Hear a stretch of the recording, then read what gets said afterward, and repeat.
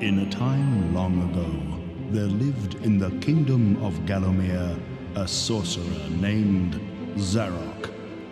This arrogant, pitiless man hated his fellow citizens for their simple and peaceful ways.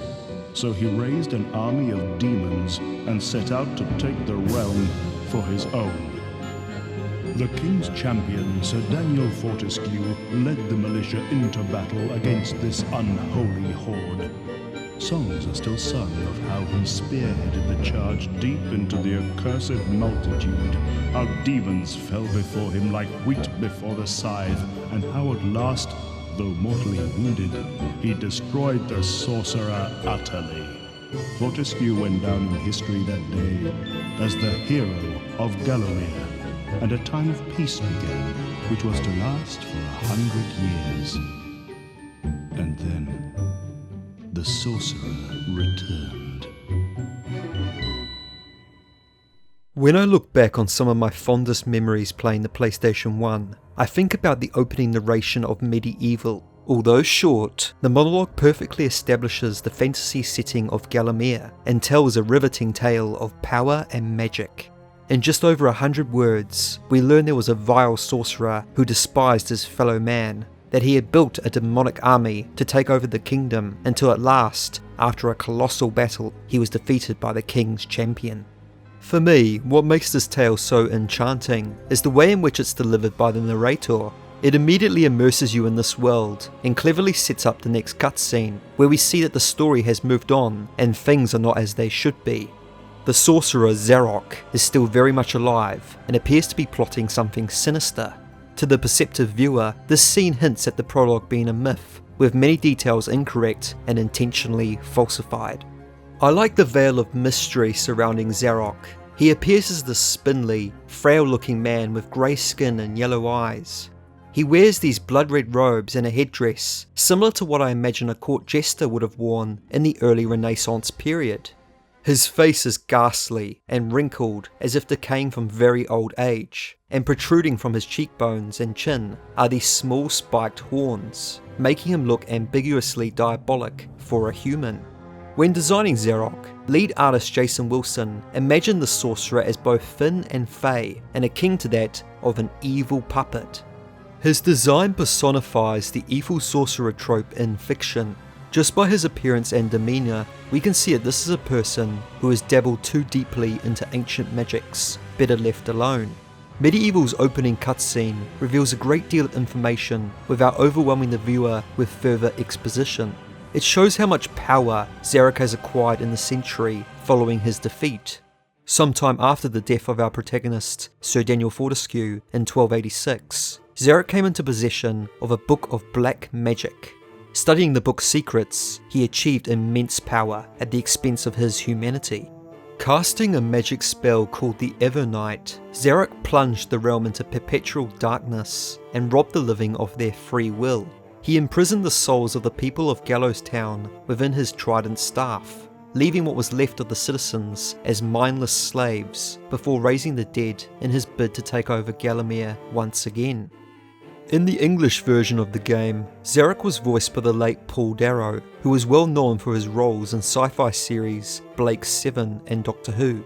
Darrow was enthusiastic about playing Zarok and provided an old, raspy voice to go with the character's appearance. So, even from the shackles of death, my old enemy pursues me. You're too late, Fortescue. Already my army has risen from the grave. You will never leave this necropolis. I like how Darrow portrays Zarok with a somewhat quiet but intimidating voice. The sinister tone in his voice, coupled with the character's quirky personality traits, makes for an interesting juxtaposition. Although Zarok doesn't have many on-screen appearances, his presence is felt in nearly every stage as he is the root cause of the chaos that is spread across the land. This is evident from the trail of green slimy magic Zarok leaves in his wake. As we pursue the sorcerer through Gallowmere's various graveyards, fields and villages, we take control of the resurrected Sir Dan, slaying hordes of various undead and strange creatures. Eventually, we discover that Zarok has been searching for the Shadow Artifact, the key to the tomb where his shadow demons are imprisoned. These dark, unnatural creatures were summoned by Zarok from another dimension to construct his castle on top of a faraway mountain. They were a force to be reckoned with, and aided him in his first unsuccessful attempt to conquer the realm. After Zarok's defeat in the Battle of Gallowmere, King Peregrine designed an impregnable box to house the shadow demons beneath the enchanted earth. A gargoyle describes them as the single most destructive and wretched creatures in the history of the world. They were extremely powerful, which explains why Zarok was so hell-bent on trying to release them. All he needed for their return was the shadow artifact, but the key was stolen from him by the town mayor. In a book detailing the history of Gallowmere, which was available in the 2019 remake, it said that Zarok was so mad upon learning his precious artifact had been stolen that he tore the town apart in his wrath, turning many of the good townsfolk into goats. There are quite a few instances of Zarok being camp. Wilson explained that Zarok was written this way because it gave him an endearing quality as a villain and suited the wacky fun nature of the game.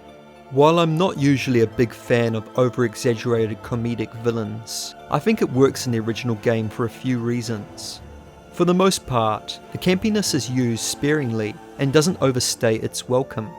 The comical aspects are well balanced with the game's darker themes. Yes, Zarok is a campy villain, but he's also vain, petty, and comes off as this intelligent but twisted soul. He's dangerous, and not someone to be underestimated. Then there's Paul Darrow's performance. He really sells it, especially in this scene near the end of the game after Dan defeats Zarok's champion. Bugger. Right then, that's it. I've just about had enough of your meddling.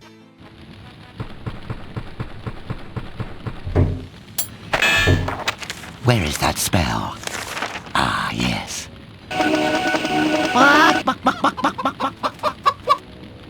No, not that spell.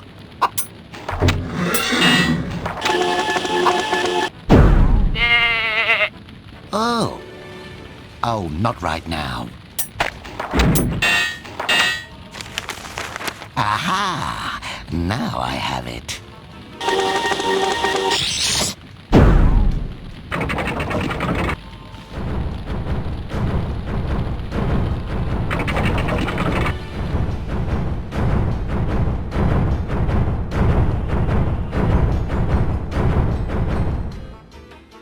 None shall defeat the mighty Zarok.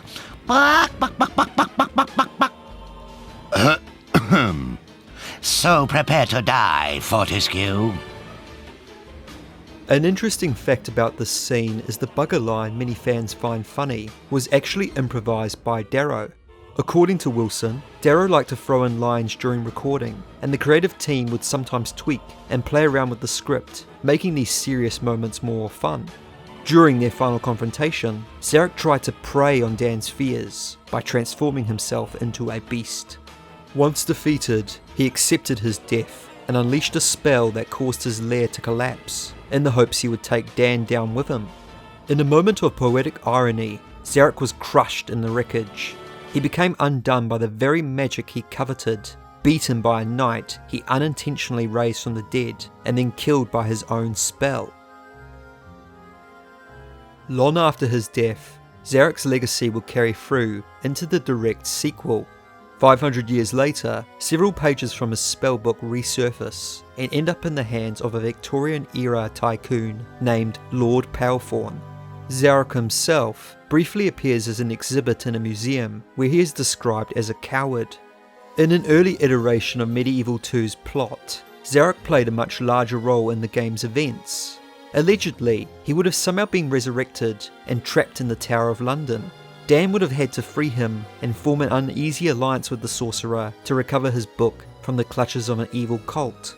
Of course, in the final version, this plot was dropped in favour of just using the spellbook. Although Zarok had a few silly moments in the original, the 3D cinematics were fantastic in portraying how intimidating and serious he could be. Unfortunately, he becomes something of a joke in the later remakes, and this is largely because the character suffers from villain decay. Often in entertainment, you'll have a villain who is creepy and frightening on their first appearance, but as they feature more in subsequent media, they're taken less seriously and they lose their menace. MediEvil Resurrection takes the camp up a notch by having the character obsess over trying to master an evil laugh. He's partial to these long monologues and putting on a show. Mr. Zarok, sir, Gallowmere Castle lies yonder, off the bows. Ah, the castle. Ancestral home to a long line of kings. Last relic of a more noble time. I've long dreamed of this moment. Oh, Lord, look at that provincial decor. Aye, 'tis a pretty fortress, yours for the taking. Actually, I thought I'd start with a few modifications. Open fire, Captain! Pound the walls to rubble, and smash the rubble to dust. But sir, the castle rests on a long dormant volcano. Might that not be a tad, risky? Why, Captain, you might be right. Ah, I see. Ha! Ha ha ha! Wah!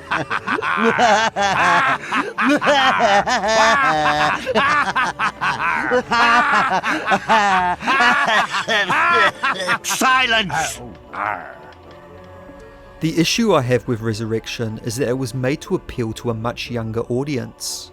There is almost a 7-year gap between the release of MediEvil 1 and Resurrection, and it's clear the devs chose to cater to children rather than the veterans who grew up playing MediEvil 1 and 2. The running gag about Zarok not being able to give an evil laugh is dragged out to the point where it's no longer funny. He's essentially been reduced to a source of cheap comedy, which is a shame for such an iconic villain.